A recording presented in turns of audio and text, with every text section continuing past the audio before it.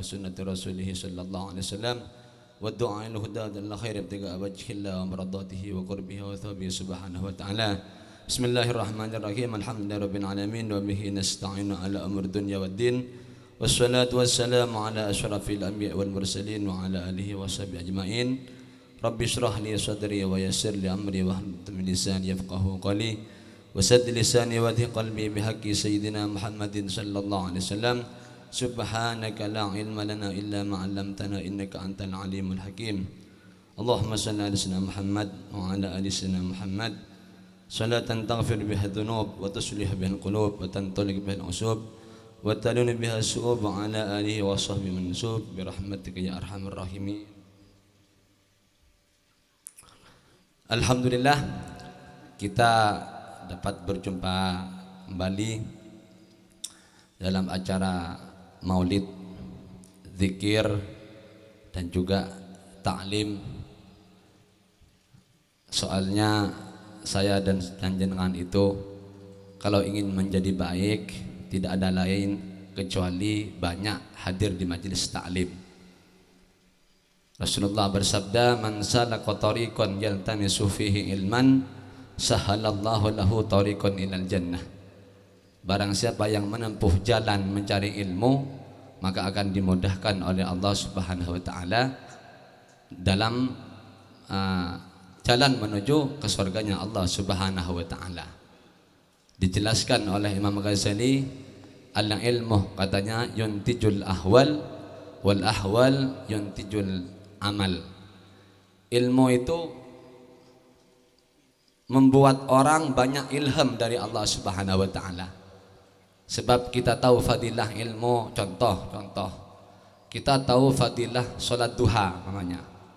Ada hadis mengatakan la faqrah ma'ad duha, tidak ada kefakiran bersama salat duha. Artinya orang yang menekuni salat duha tidak akan diberi kefakiran oleh Allah Subhanahu wa taala. Itu ilmu. Akhirnya datang ahwal dari Allah Subhanahu wa taala kepada kita. Oh iya ya, ternyata duha itu bagus. Rasulullah tidak pernah meninggalkan duha. Itu ahwal namanya. Akhirnya timbullah amal mengerjakan sholat duha. Itu dari ilmu. Jadi orang itu kalau ingin bertobat salah kalau banyak zikir, banyak baca Quran, ya di situ juga bagus. Cuman lebih bagus lagi kalau banyak hadir di majelis ta'lim, karena di situ dikupas masalah tentang bagaimana jalan menempuh ke surga, bagaimana jalan menghindar daripada api neraka. Jadi ilmu itu di atas segala-galanya. Afdal itu paling adalah ilmu, mencari ilmu itu. Jalan untuk taubat ada lagi kecuali banyak hadir di majelis ta'lim. Kita akan meneruskan syarah daripada Lutful Haddad kemarin tentang syarat-syarat istijabat doa. Syarat-syarat bagaimana doa kita bisa cepat dikabul oleh Allah Subhanahu wa taala. Kemarin syarat yang pertama harus diawali dengan baca sholawat kepada Rasulullah sallallahu alaihi wasallam. Kemudian sehabis itu jangan lupa mendoakan kedua orang tua, Rabbighfirli wa liwalidayya warhamhuma kama rabbayani shighara. Ditambah lagi doa kepada jami'il mu'minin wal mu'minat, jangan lupa. Jadi setiap kita doa jangan lupa baca sholawat, doa kepada orang mukmin, kepada orang tua doa kita, juga kepada orang mukminin wal mukminat. Karena orang itu kalau mendoakan orang mukmin, nanti kita setelah wafat kita juga akan didoakan oleh orang-orang mukmin. Kita akan didoakan oleh orang-orang mukmin. Kita akan dikenal oleh ahlul barzah. Seandainya kita wafat, nanti orang ahlul barzah cepat mengenal kita. Oh, ini dulu orang yang sering mendoakan kita. Jadi cepat kenal. Itu fadilah daripada orang sering mendoakan orang mukminin mukminat. Juga di samping itu kita itba kepada Rasulullah sallallahu alaihi wasallam, karena Rasulullah itu tidak pernah meninggalkan umatnya baik itu dalam doa maupun dalam segala halnya. Wa min syurutihi, dan juga daripada sebagian dari syarat-syarat ijabat doa di sini hudurul qalbi, hadirnya hati kepada Allah Subhanahu wa taala, khusyuk dalam berdoa, betul-betul minta kepada Allah Subhanahu wa taala, betul-betul hadir kepada Allah Subhanahu wa taala. Fala yakun sahiyan katanya, jangan sampai lupa, jangan sampai lalai kepada Allah taala. Jadi cuman amit nuwun sewu, cuman kita mulut kita berdoa, tangan kita minta, tapi hati kita lalai kepada Allah Subhanahu wa taala, maka sulit untuk diijabah oleh Allah Subhanahu wa taala.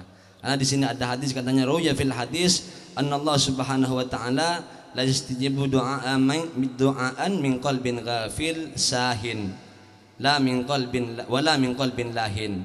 Allah taala itu tidak akan memberikan mengijabah doa dari hati yang lalai kepada Allah Subhanahu wa taala. Jadi dalam doa itu kita harus khusyuk kepada Allah Subhanahu wa taala. Itu.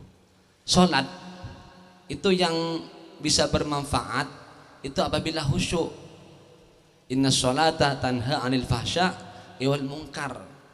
Salat itu yang bisa mencegah kepada fahsya wal munkar, itu salat yang khusyuk kepada Allah taala. Adabnya bagus kepada Allah taala. Jangan tinggalkan adab. Karena adab itu penting.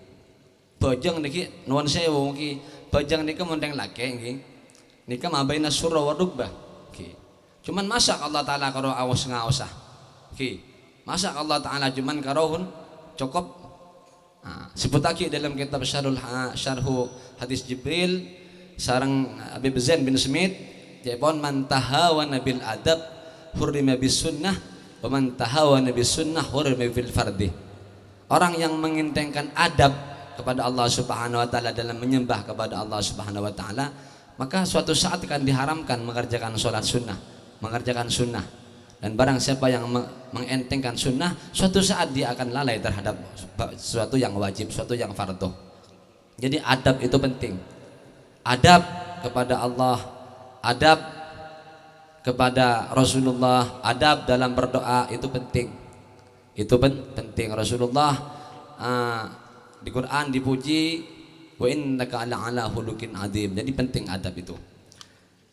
Jadi di sini yang syarat yang seterusnya, yakni kita dalam berdoa harus hudur kepada Allah Subhanahu wa taala, karena Allah tidak akan mengabulkan doa orang yang ghafil, orang yang lalai kepada Allah Subhanahu wa taala. Terutama dalam salat, usahakan kita khusyuk, karena orang yang khusyuk insyaallah lambat laut akan dicegah daripada perkara yang mungkar dan yang fahsya dan mungkar. Wa min syurutihi alla tad'u wa anta musirrun 'alil ma'asi. Di antara syarat-syarat orang itu diijabah doanya oleh Allah taala, ini orang itu harus tidak musirrun 'alal ma'asi. Harus tidak israr terhadap maksiat walaupun maksiat kecil. Artinya apa? Kita harus banyak menghindar dari maksiat. Kenapa ya doa kita tidak diijabah? Ya karena kita musir dalam maksiat. Kita tetap dalam keadaan maksiat walaupun itu maksiat kecil. Itu. Di antara efek jeleknya maksiat itu diantaranya katanya menimbulkan su'ul khatimah. Kalau kita israr 'alal ma'asi, menetapkan terhadap maksiat, itu termasuk sebab-sebab su'ul khatimah. Na'udzubillah. Jadi cepat-cepat kita bertobat. Apabila kita sudah di atas 40 tahun 50 tahun, mau kemana lagi kita? Kalau tidak kita banyak bertobat kepada Allah Subhanahu wa ta'ala. Di dunia ini cuma kita sebentar, mungkin 60 tahun katanya Rasulullah, wa umru ummati ma baina sittin wa sab'in. Umur umatku itu antara 60 70. Itu pun sudah tidak kuat, tidak bisa apa-apa. Sedangkan nanti di sorga khalidina fiha abada, kita kekal nanti di akhirat. Masa kita kehidupan dunia akan kita tukar dengan kehidupan akhirat? Iman, kan ki? Iman. Jadi hal-hal yang sudah lalai, hal-hal yang kita tobat kepada Allah Ta'ala. Bagaimana kalau kita punya dosa besar? Tobat. Dengan tobat Allah Ta'ala itu maha menerima tobat. Apalagi Rasulullah, kata Rasulullah, syafaati li ahlil kabari iman ummati. Syafaatku itu untuk umat-umatku yang ahli dosa besar, tapi kalau sudah tobat. Apalagi dosa kecil, dosa besar diberi syafaat oleh Rasulullah SAW. Kalau kita mau sebelum kita meninggal, kita mau bertobat kepada Allah Subhanahu wa ta'ala. Jadi syaratnya harus kita tidak musirrun 'alal ma'asi.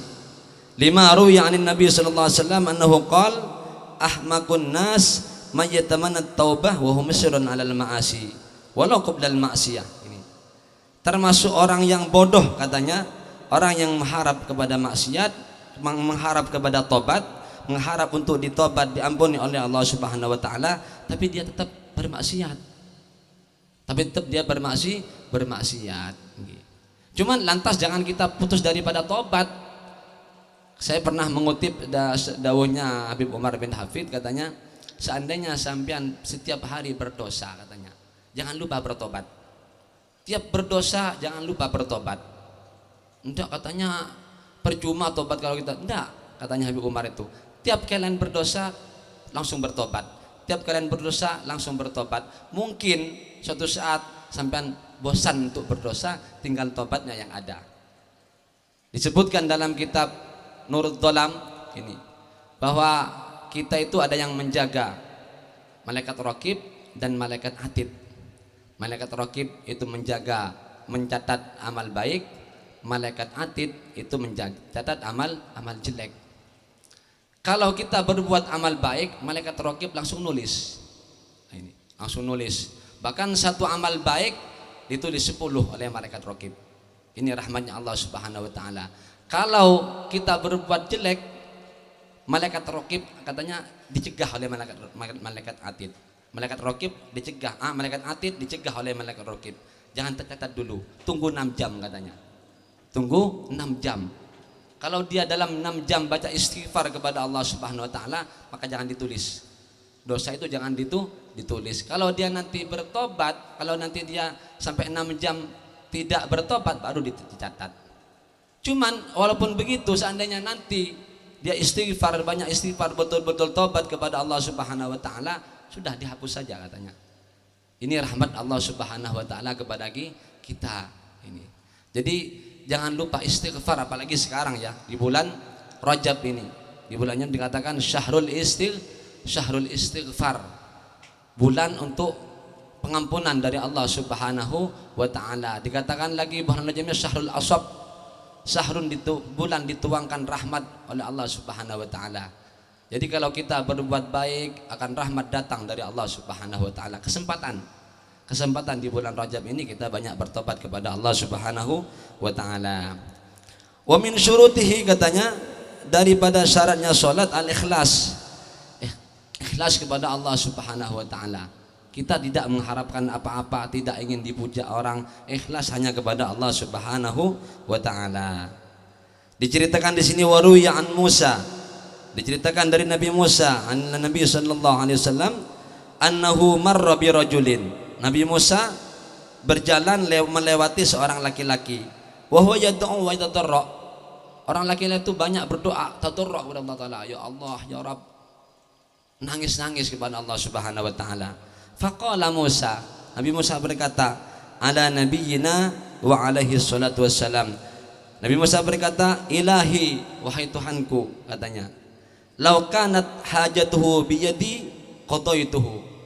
Ya Allah, kalau dia hajatnya ada di saya, katanya, artinya kalau saya yang dapat mengabulkan doa, maka sudah aku kabulkan doanya. Kenapa? Karena dia DP sungguh-sungguh kepada Allah Subhanahu wa taala. Akhirnya fa'auhallahu ilaihi, Nabiullah Musa berwahyu kepada Nabi Musa, ya Musa, katanya, an arhamu minka. Wahai Nabi Musa, aku lebih rahmat, lebih kasih sayang daripada kamu, katanya. Walakin yad'uni wa qalbuhu inda ghairi. Dia itu berdoa betul, minta kepada aku lisannya, ya Allah, ya Rabb, tapi hatinya lalai daripada aku. Hatinya untuk orang lain, katanya Allah Subhanahu wa taala. Maka fadzakara dzalika Musa, Nabi Musa pergi kepada orang itu dan bilang kepada orang itu, kamu tidak akan diijabah oleh Allah taala karena katanya kamu lalai kepada Allah Subhanahu wa taala. Akhirnya orang itu khusyuk kepada Allah taala, betul-betul minta kepada Allah taala, fayustajabu, maka diberi oleh Allah Subhanahu wa taala. Itu diantara syarat doa. Jadi diantaranya apa? Khusyuk, ikhlas kepada Allah Subhanahu wa taala. Wa min syurutihi, daripada sebagian syaratnya doa agar diijabah oleh taala, ayyakuna mat'amuhu halalan. Ini yang penting, ayyakuna mat'amuhu halalan. Kita harus menjaga makanan kita. Harus menjaga makanan kita terhindar daripada barang yang haram, dan makanan kita harus dari barang yang halal. Itu penting itu. Karena apa? Sulit untuk diijabah orang yang makanannya haram. Ya Rob, ya Rob, ya Rob, tapi yang dimakan haram. Fa'aina yustajab katanya. Bagaimana akan diijabah kalau yang dimakan adalah barang haram? Liqauli Sa'din ya Sa'ad katanya. Karena Nabi bersabda kepada Sa'ad, ya Sa'ad, atib maka atib mat'amakah tustajab da'watuk. Wahai Sa'id, makanlah barang yang halal, otomatis akan diijabah doamu oleh Allah Subhanahu wa taala. Wa fil khabar di sini juga anan Nabi Musa sallallahu alaihi wasallam marra li hajatin fa idza huwa bi rajulin yata'u wa yatadarra thumma raja'a wa huwa ala halihi fa yas'alullaha ayastajib lahu fa Allahu ilaihi kaifa astajibu fi badnihi al-haram wa ala dhuhrihi al-haram wa fi baitihi al-haram katanya. Nabi Musa juga berjalan satu saat bertemu dengan orang yang merengek-rengek minta kepada Allah Subhanahu wa taala. Akhirnya Nabi Musa matur ke Allah taala, "Ya Rabb, kenapa itu kok tidak diijabah?" Dijawab Allah taala, "Ya Musa, bagaimana aku menjawabnya? Di perutnya ada barang haram," katanya. "Di punggungnya ada barang haram, pakaiannya barang haram, di rumahnya ada barang haram. Bagaimana aku bisa menjabah orang yang selalu makan barang haram?" Jadi hati-hati ya, barang haram nikah luar biasa pengaruhnya. Sampai dikatakan dalam satu hadis, "Allahmun nabitu minal haram, fannaru aula bih." Daging yang tumbuh dari barang haram, maka dia pantas untuk masuk neraka. Ini barang haram. Hati-hati kudu disampaikan dari barang haram nikah. Rasulullah juga bersabda, "Man akalal halam halal ta'at jawarihu sya'am aba. Wa man akalal haram asad jawarihu sya'am aba."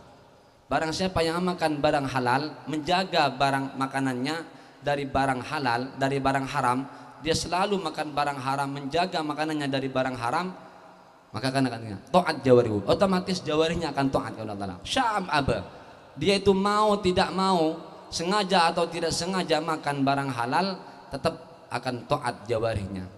Sebaliknya orang itu man akalal haram, tanya asad jawarihu sya'am aba. Barang siapa yang makan barang haram, maka asad jawarihu, jawarinya akan bermaksiat. Matanya akan senang bermaksiat, mulutnya senang arasana noreng, kupingnya senang mendengar hal-hal yang tidak baik. Kenapa? Dia tidak menjaga makanannya. Dia tidak menjaga makanannya dari barang haram. Hati-hati barang haram ini. Ini pengaruhnya besar, luar besar sekali.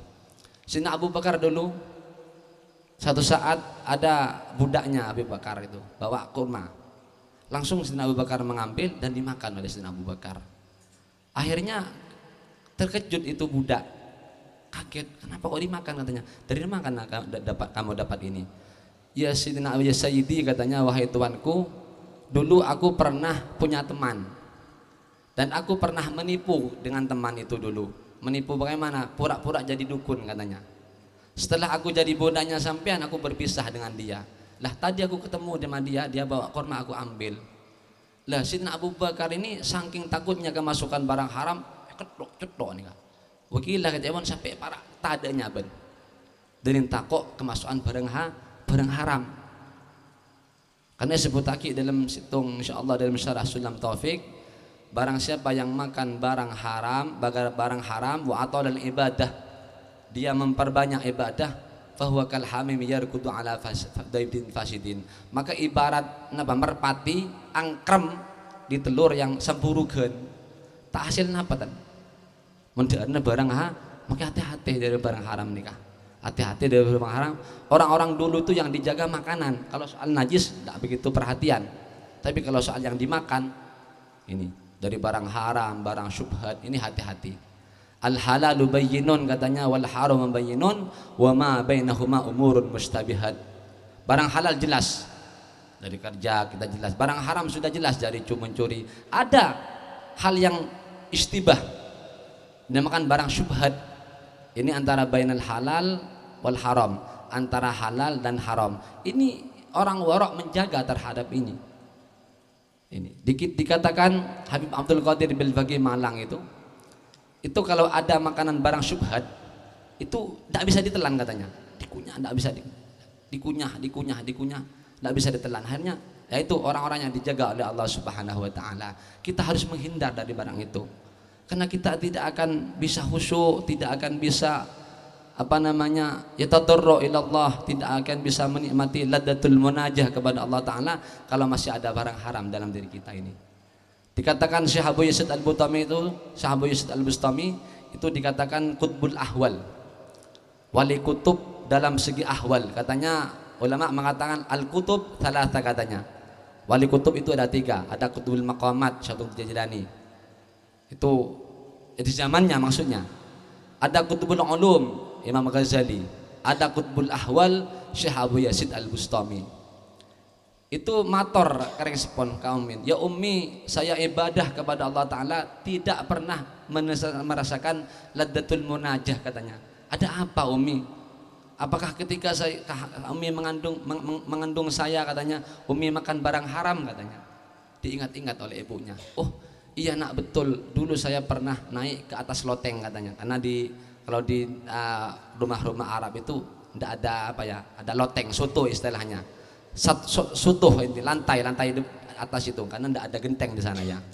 Ada katanya tetangga saya jemur keju, karena saya ingin sekali saya ambil sebesar semut, katanya, sebesar dzurrah, sebesar semut. Itu umi, gara-gara itu coba kamu minta halal kepada orang itu. Akhirnya pergi ke orang yang punya tetangganya itu minta halal. Di sekitar itu Syekh Al-Bustami mengatakan, aku tidak pernah dalam ibadah tidak menemukan detail ibadah, selalu dekat kepada Allah Ta'ala, karena terhindar dari barang haram. Terhindar dari barang haram, hati-hati dari barang haram. Orang-orang dulu ya, saking hati-hatinya sampai takut beli makanan-makanan di jalan itu, takut tidak ihtiros kepada najis. Ini orang-orang dulu begitu, sampai dikatakan nuwun sewu ya, ini barang hak, harus saya katakan. Habib Abdul Qadir Bilbagi Malang itu kalau diundang pejabat, nuwun sewu, mungkin pejabat yang korup atau gimana, itu beliau bawa makanan sendiri, tidak mau makanan mereka, saking takut. Ya Allahu alam itu. Saya tidak mengatakan ini syubhan, tidak mengatakan saya. Allahu alam, mungkin yang korup atau gimana, takut hasil korup atau yang penting. Dalam satu riwayat dikatakan bahwa Habib Abdul Qadir Bilbagi Malang itu kalau diundang pejabat dia bawa makanan sendiri, tidak mau makan makanan pejabat. Allahu alam, tidak tahu ini apa makanan gimana atau yang korupsi atau gimana. Yang penting dalam riwayat itu bawa sendiri, katanya, tidak mau makanan pejabat. Itu begitu. Ya Allahu alam. Sampai dikatakan juga dulu Ki As'ad itu kalau diundang Pak Harto, katanya, itu bawa kendi. Nggih begede. Mana yang gede ini? Paling teh Pak Harto tak ada, nggih. Paling deureun tak ada. Deur di gendin TV ini. Ya Allah alam menapa itu menjaga muruahnya beliau supaya tidak terkesan minta-minta, Allah alam. Itu yang penting. Ulama-ulama dulu itu, orang-orang tua dulu itu menjaga terhadap makanan. Karena dari makanan itu di Quran dikatakan atib mat'amak tustajab dakwatu, katanya. Kulu minat thayyibat wa'malu sholihat. Itu Quran, kulu minat thayyibat wa'malu sholihat. Makanlah yang halal, kemudian berbuatlah yang baik. Maknanya apa? Maknanya kalau kita tidak menjaga makanan dari barang halal, sulit untuk kita bisa berbuat taat kepada Allah Subhanahu wa taala. Karena makanan itu sangat berpengaruh. Makanan itu sangat berpengaruh. Dikatakan Imamul Haramain, gurunya Imam Ghazali ini, katanya kalau dia ngajar itu sering tawakuf. Kalau ngajar itu dia mengajar, katanya, diam sebentar, mikir, sulit mikirnya. Ditanya, ya Syekh, katanya, kenapa kamu kok begini? Kenapa kamu itu kok sering berhenti waktu ngajar? Kok masih kayaknya sulit untuk datang ilmu? Diceritakan oleh beliau, satu saat dulu, katanya, ayah saya itu saya ditinggal oleh ibu saya. Ketika saya bayi ditinggal oleh ibu saya. Ada seorang pembantu tetangga itu menyusui saya, katanya. Itu oleh ayah saya dibentak itu perempuan, hanya saya dipegang kaki saya, diginikan agar susuan daripada orang yang tidak jelas lah istilahnya itu keluar. Itu ya mungkin ada makanan yang tidak baik terhadap orang perempuan itu. Akhirnya gara-gara itu ada sisa di saya mungkin, makanya saya sering tawakuf katanya, sering berhenti. Itu orang-orang dulu ya. Kenapa orang dulu itu istijabah doa? Kenapa orang dulu itu ke Allah ki ongku? Karena apa? Dia betul-betul menjaga makanannya dari barang haram. Apalagi barang haram, barang syubhat itu dijaga. Barang haram, barang syubhat itu dijaga. Makanya sampai ada kata-kata wara'. Itu karena apa? Ada orang-orang yang meninggalkan barang yang tidak apa-apa, takut ada apa-apa. Tarku ma la ba'sa li khaufi ma fihi ba'sun katanya. Meninggalkan sesuatu yang tidak ada apa-apa. Padahal itu tidak haram, yang mungkin tidak syubhat, karena kehati-hatian mereka jadi mereka tinggalkan. Akhirnya gimana? Orang itu pelurung ke Allah Subhanahu wa taala. Nikmat dalam ibadah kepada Allah Ta'ala kan apa? Menjaga makanan. Saya ingat orang-orang dulu itu, saya ingat saya pernah di Mbak Mejedi itu oleh ibu saya dibeli makanan dari apa? Dari pasar gitu. Mbak Mejedi sampean. Mbak Mejedi ini ketereten Mbak.